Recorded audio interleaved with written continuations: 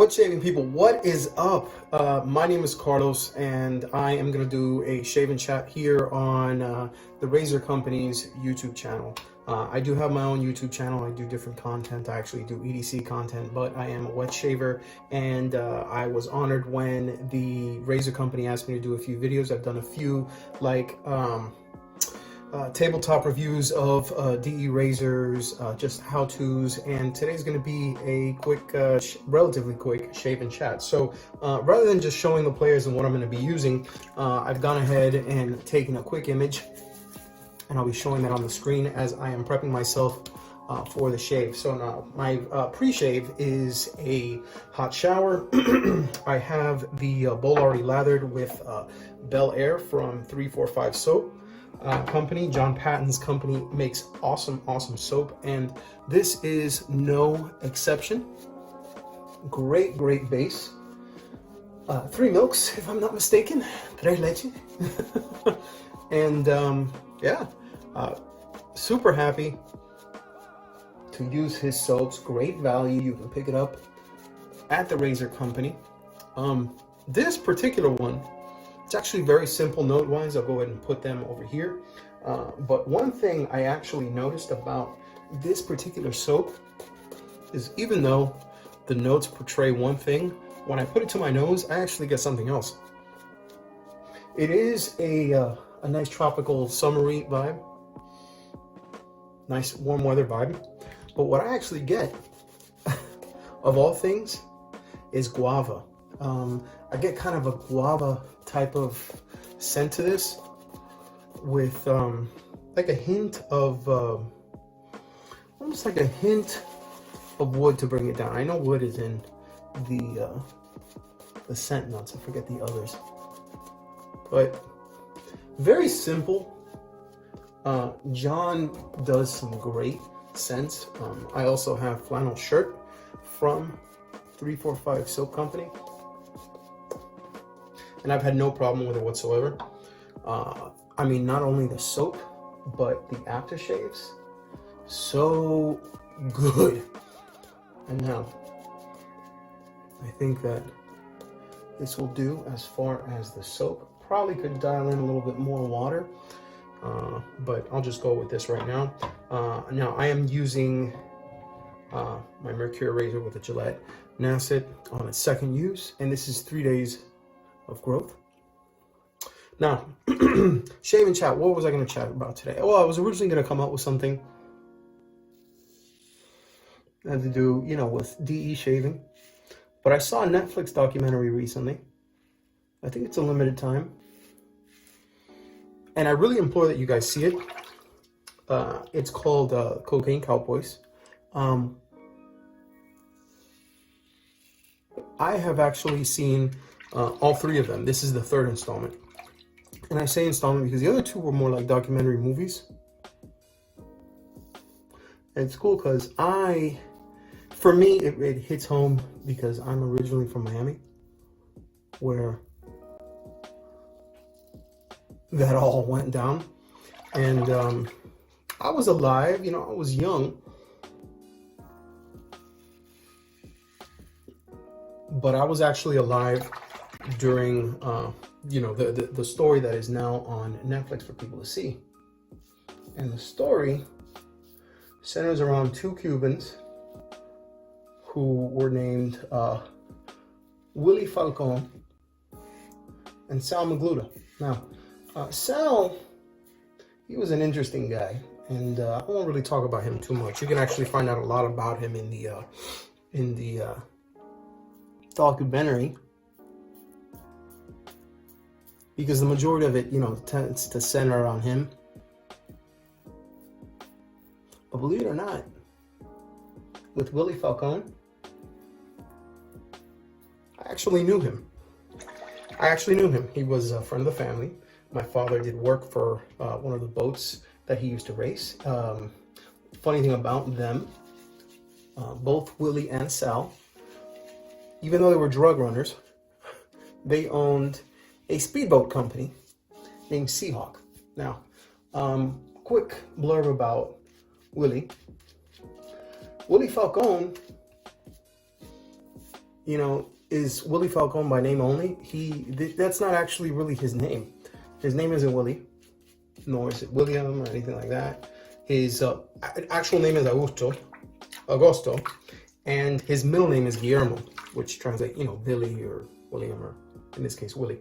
And they did that because he has a relative that was part of the whole kind of organization named Gus. So rather than having to differentiate, you know, Gus 1, Gus 2, Gus had failed, you know, the ugly Gus or good looking Gus, the short Gus or the big Gus, they just said, okay, this is Willie, using his middle name as his, you know, nickname, first name, I guess. And the other guy was Gus.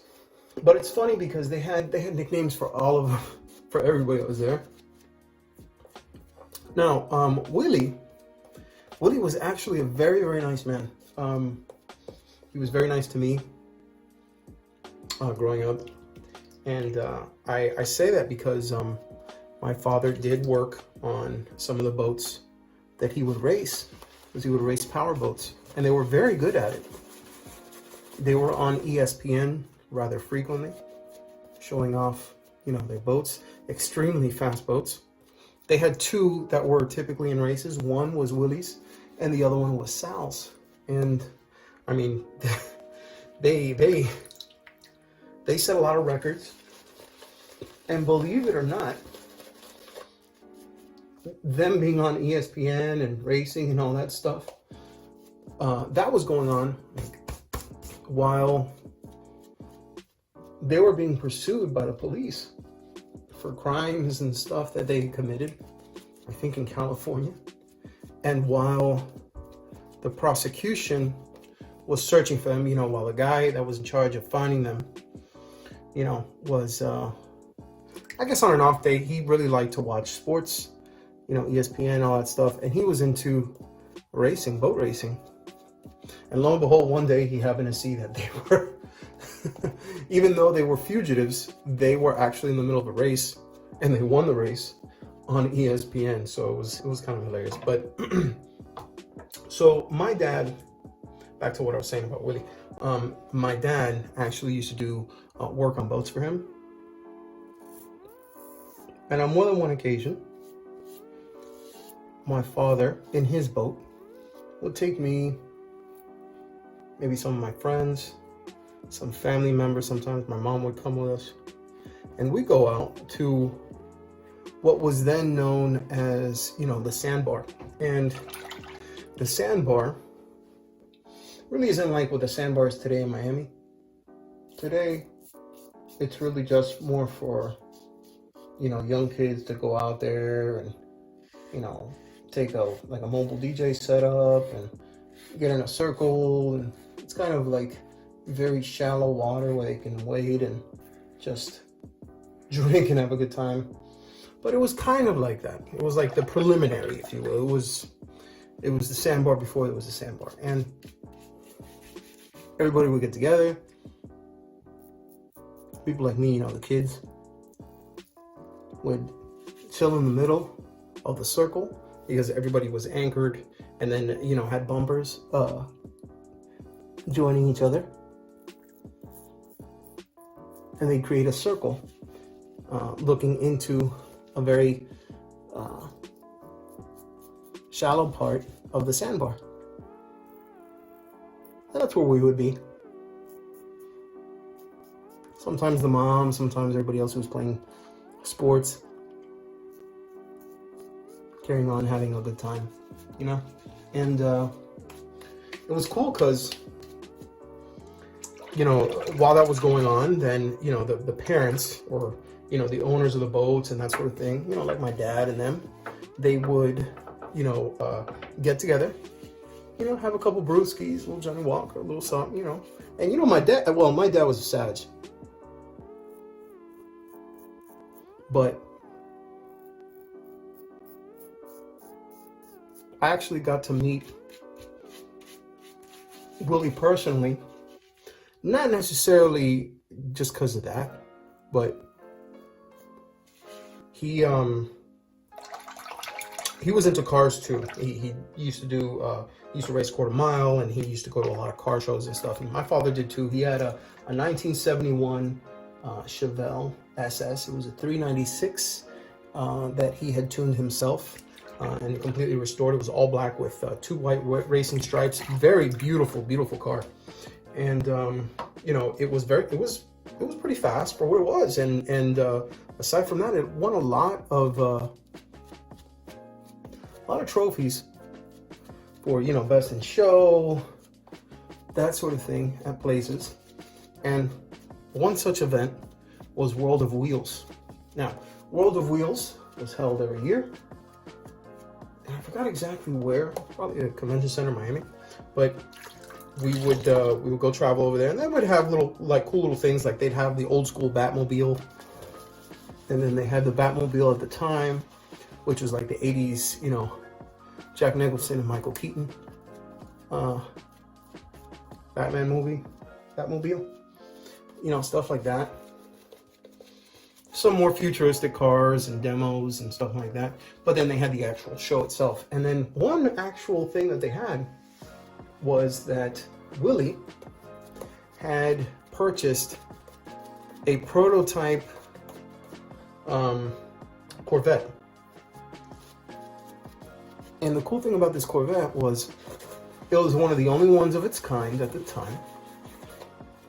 Had an experimental motor that Corvette never ended up releasing, you know, or manufacturing for the general population. It was actually something that was very, very limited. So it went into auction, and, you know, Willie was the high bidder and picked it up.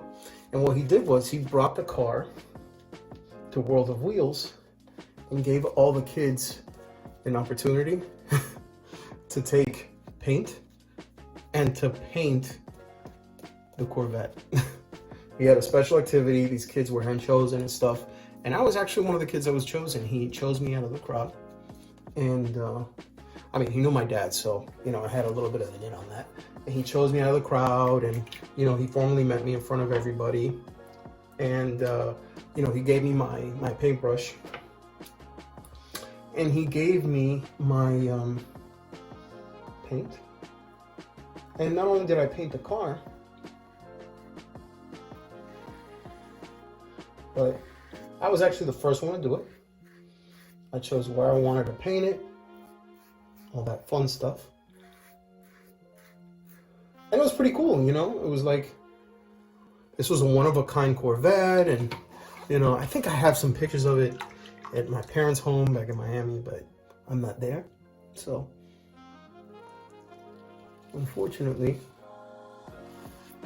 that's all the evidence I can say. I mean, I might have pictures around of when I was at, you know, the World of Wheels, because I know there were pictures that were taken. We'll go ahead and buff out a couple things here. And so yeah, like, there was a part in the documentary, and I don't want to give too much away, but, you know,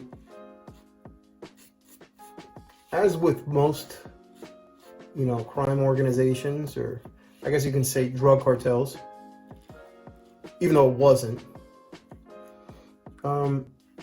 they actually were not violent. He was not a violent, you know, Willie wasn't a violent guy. And it was sound, to be honest. It was only until later on where the drugs really got to him from using it and, you know, taking it so much. And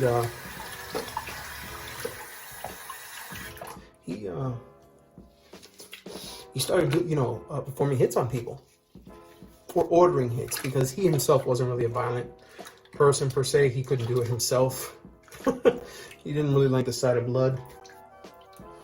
So he would order hits. He would literally reach out to Colombians that he had done deals with, and would ask them to bring assassins to the States in order to carry out, you know, assassination orders on people that he deemed were possible informants, or people that were going to testify against him in the court of law. And it's crazy because, like, the first time they went to court, they beat the system. And granted, they had millions and millions of dollars invested in a very, very high-end team of lawyers. You may not know him. You may know him, you know, Albert Krieger, Roy Black. Roy Black is like the man when it comes to law. And this was, you know, no small feat to be able to go ahead and defend two crime bosses, per se. And they actually beat the system. They came back with non-guilty verdicts, which was insanity. And it really pissed off the justice system, because they later found out that there were witnesses and there were jurors that were tampered with. And up until then, and keep in mind, this isn't that late 80s, early 90s. Ooh, excuse me. That kind of thing just, it really didn't happen. But you got to understand, there's a lot of drug money.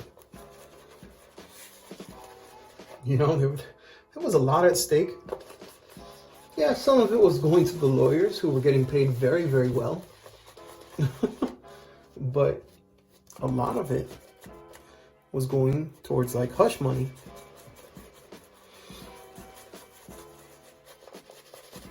For these jurors, and the foreman, this guy named Miguel, that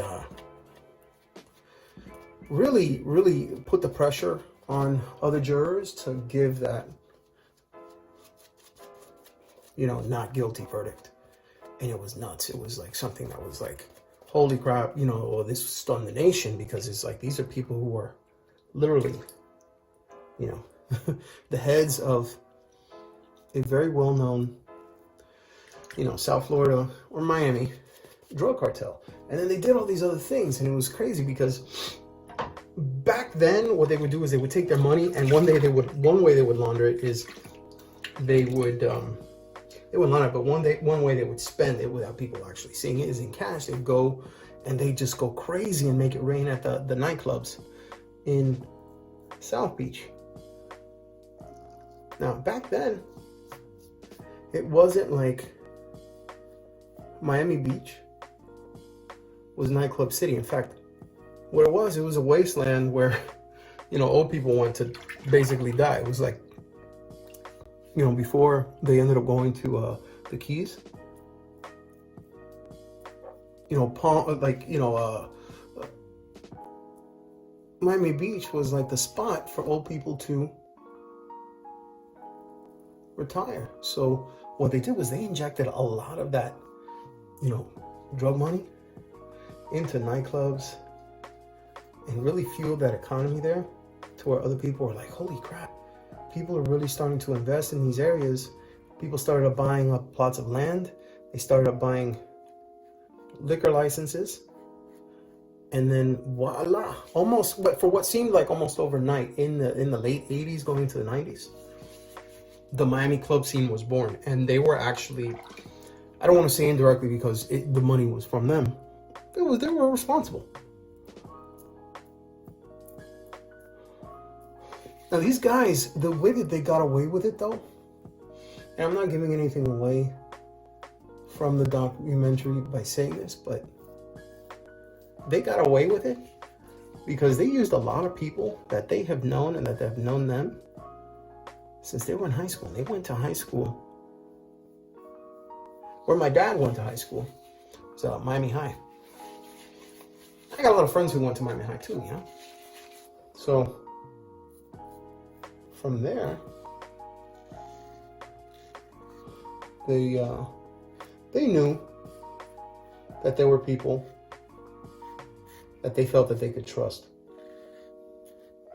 And they got them from there, you know, and I mean, even their kids. I actually have very good friends of mine who went to school with their children, and will get invited to pool parties and birthdays and stuff like that. And they would get told, not only by, you know, them or their, you know, relatives that were there with them, because, you know, while the fathers were on the run, the parents still had to keep things going at the house. and we tell them, listen, don't, you know, somebody talks to you or comes up to you, you know, don't mention anything, no comment, you know, don't talk to them. It got so bad that even the private school they went to a private school.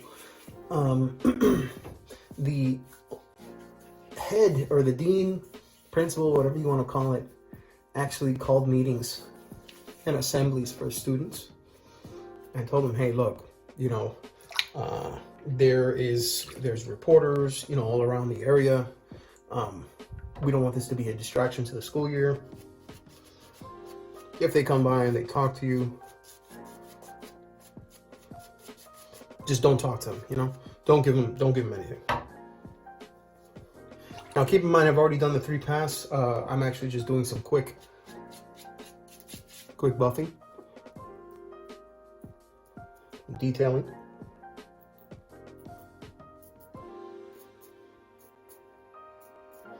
Just making sure I got all the lines nice and crisp.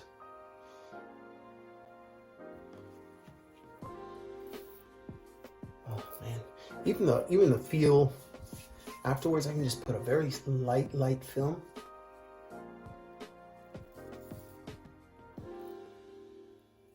It's awesome. No crazy like razor bumps or anything like that. Now, the mercure that I'm using is shimmed, and I do have 2 shims actually in it. And if you want to know what that means, basically what it is there, if you can see there's actually 2 razors that what I've done is I've cut the blade portion of the razor on both sides on each of them, and then what you do is you take your standard, you know, DE razor and the blade, and you stick it in at the top or at the bottom. So say for example you have your mercure open like this, you take your razor and you put it in, and then you take the 2 shims and you put them right after. So that means the 2 shims are at the bottom, the blade is at the top. Put it in and you set it. So then what it does is it creates a little bit more of a blade gap, allowing a more efficient shave, and having this ready to go. So we are done with the shave. I'm gonna go ahead and start with the post shave. So stay tuned. All right, so we got that taken care of. We're gonna go ahead and get started with the aftershave. This is the aftershave splash from 345 soaps. This is also Bel Air. And a nice scent before I go ahead and do that. And a nice little shake.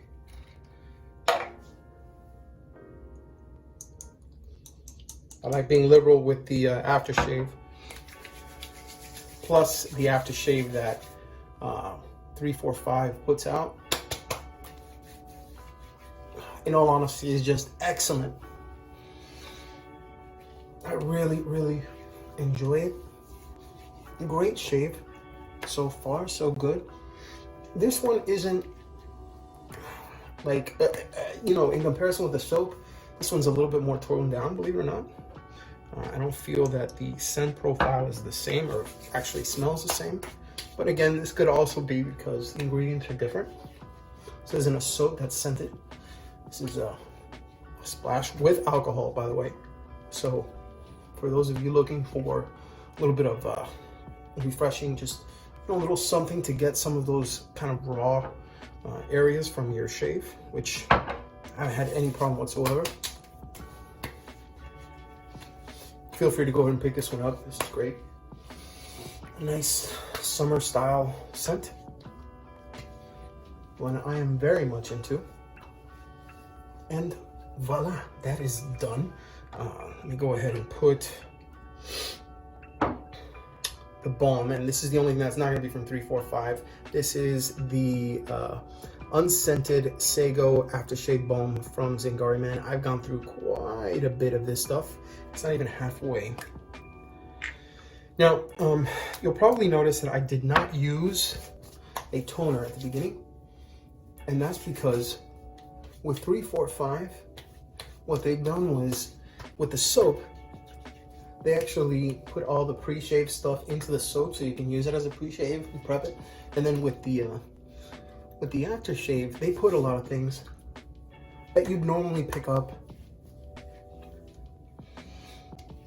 you know, in an aftershave toner, you know. So witch hazel, different vitamins, glycerin, that sort of thing, I believe is in the aftershave already. Oh man. And this stuff right here, the Sago Aftershave Balm, I mean, I only used it honestly because I don't typically carry balms that are scented, with exception of maybe one or two. I tend to keep them unscented, but this Zingari, man, balm is, it's superlative. I mean, I hate to have to just say it like that because, I mean, you know, 345 soaps, they actually have a balm and it's very good. But I'd just rather not have the balm smell like it, just in case, you know, I have a bunch of different soaps and I don't have balms for all the different soaps. I'll just get one unscented balm, use it for everything, just like an unscented aftershave splash with alcohol. So just in case I have a, you know, a non-aftershave splash soap like from Zingari, man, I can get a little splash on with some alcohol, you know, even though she doesn't like it. I like it, and it's our shave, we do it our way, right? So that's basically it, guys.